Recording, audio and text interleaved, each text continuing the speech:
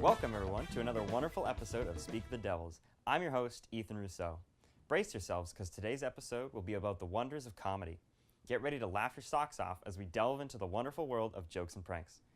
Today we have a special guest, one Mr. Kade Hill, who not only teaches English but also runs the BHS's improv club, Idle Hands. We'll also have a new Half-Baked with Madi Shipka and a new Nick's Picks with Nick Conley. First up, we're always trying to improve our video production skills here at BHS TV. This month, we produced a sketch revolving around the chase scenes to help understand the importance of continuity in film and TV. Let's take a look.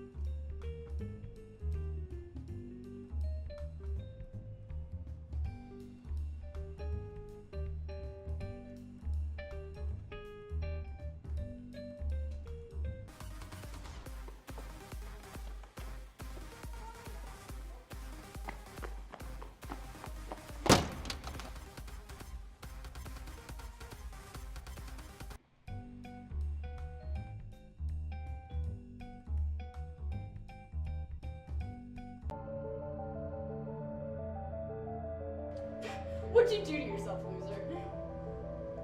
Got hurt. You're such a cripple. Tag, you're it. No!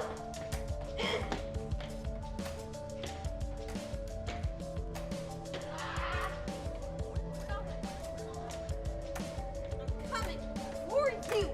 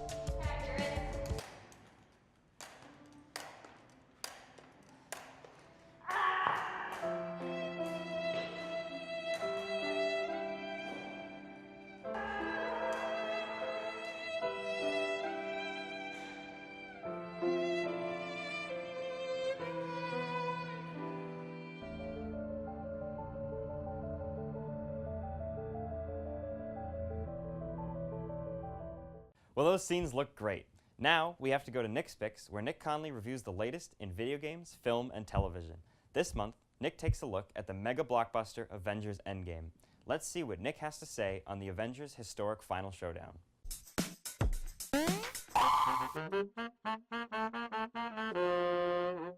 Marvel's Avengers Endgame was both a work of art and a dumpster fire. While it did tie up a lot of loose ends and brought everyone together for one big battle that seemed to be caused by the creator's terminal case of Smash Ultimate-itis, The movie seemed to have created numerous amounts of new plot holes and left a lot of fans wondering why they didn't just, get the time stone and use that to get the other stones instead of risking everyone's life on pin particles. Let us also not forget that had a rat not brought Ant-Man back from the quantum realm, we'd still have a wallowing Black Widow, an edgy Hawkeye, an actual down-to-earth Iron Man, and psychiatric Captain America. Thor's still fat, though. No amount of Ant-Man could keep him away from cheese in a can. Also, Hulk's gross now. If hipster Hulk stays, then I'm filing for divorce. Luckily, Stephen Strange was there to stop some water from, being water. And Captain Marvel was there to take one for the team. And maybe Tony's snap at the end of the movie there can restore the 3 hours of watch time I had to use for this movie and now bring us to a better movie. Oh, would you look at that? It did. Detective Pikachu is a starbound masterpiece with stunning visuals and storytelling, turning Ryan Reynolds from Ryan Reynolds into Ryan Reynolds in a talking electric mouse. Not only are the Pokemon absolutely perfect in every way and appear lifelike and believable, but the music and atmosphere of the movie had me jumping out of my seat and screaming, waiting for an encore. While Endgame left me in literal tears, Detective Pikachu left me feeling hopeful for video game movies. And yes, I mean all of them. Listen, I will defend this movie until the day I die. They're fixing it, okay?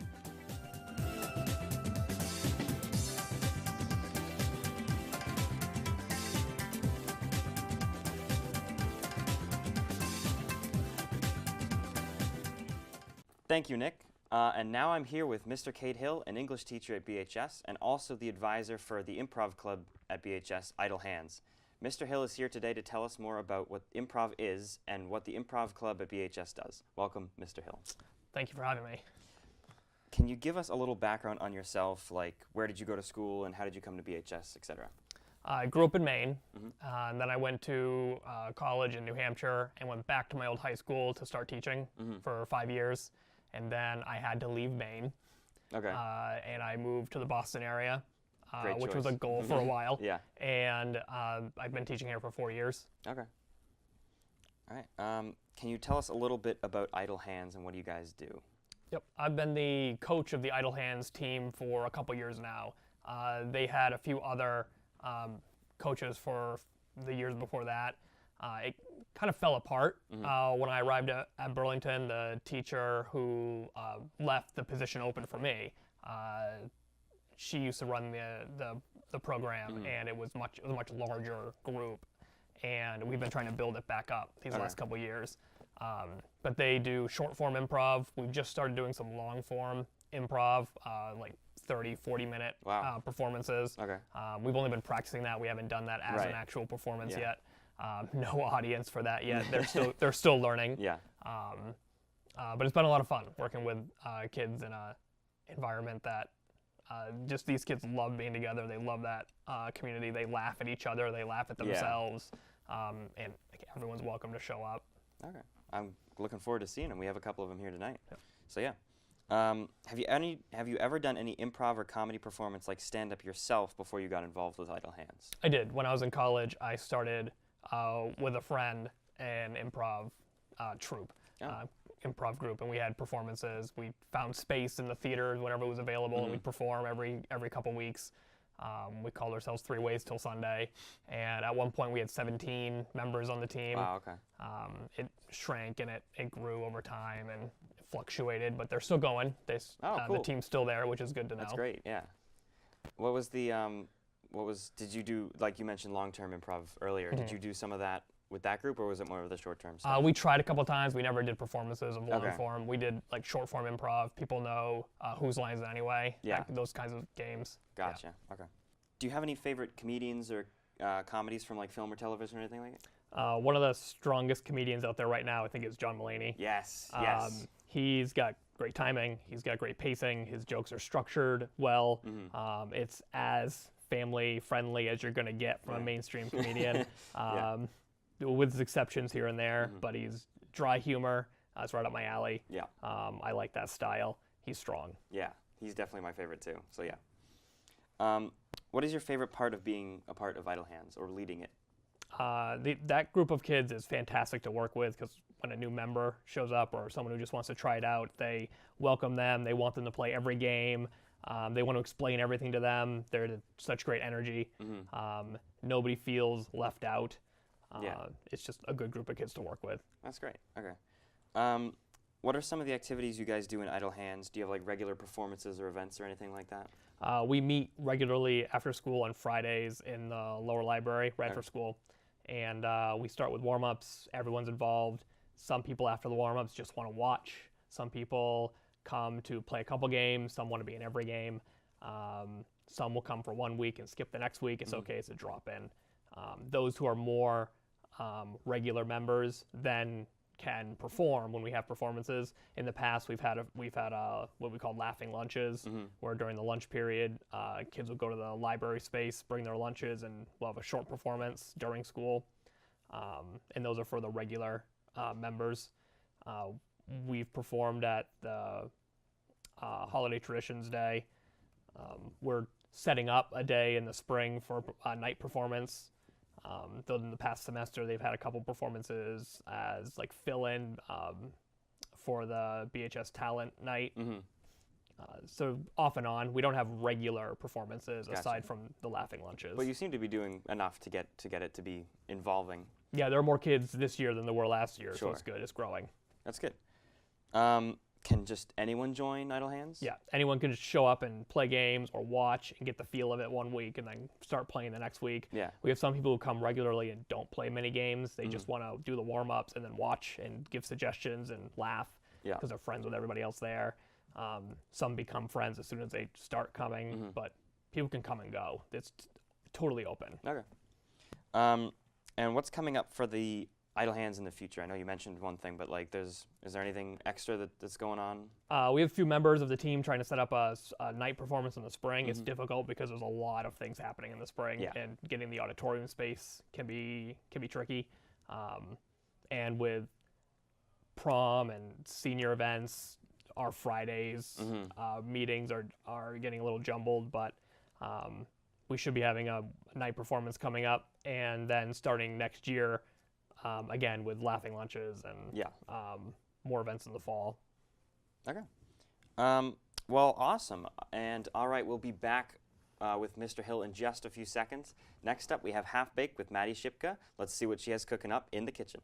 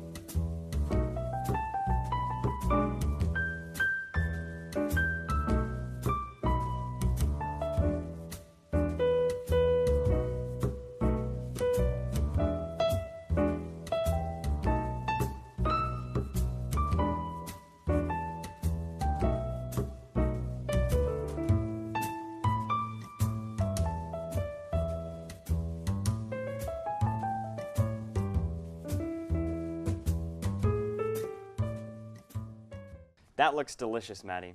Now I'm back with Mr. Hill, and we are about to play a little improv game called Word Sneak.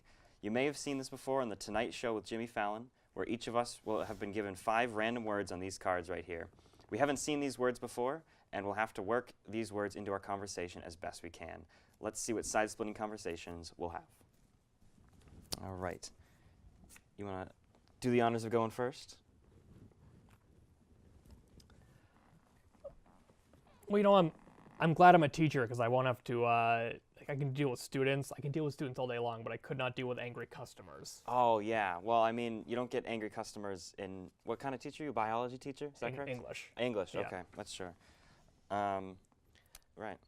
You know, just being in the classroom, it's like a merry-go-round of emotions every day. Students are up and down and all over the place. Yeah. So. Well, I mean, emotions can always be helped out. You know, you get them a little toy, like a little nutcracker or something like that they can play with to kind of fiddle with, you know.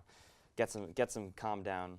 So that's good. Yeah, some of my students, though, feel that I'm like the GOAT of teachers. Okay. Yeah, they call me that sometimes. All right. I've been called that. Right. At least once.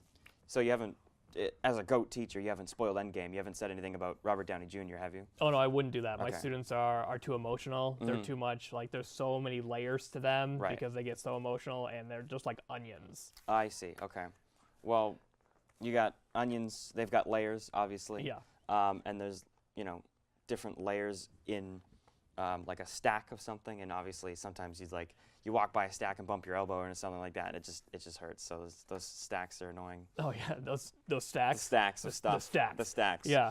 You know, back to the classroom. Back to the classroom. It's like sometimes I feel like I'm just working with like children, like not just like high school children, Right. but like second graders. They act like Yeah. that, and I just wonder why I didn't just take a job on like Sesame Street. Yeah. Well, on Sesame Street, you're gonna do a lot of like baking or something like that, make some hotcakes or something, which might work for the children. You I mean, know? potentially. Yeah. Yeah, I could do that. Yeah. Okay. Yeah. All right. Well, thank you.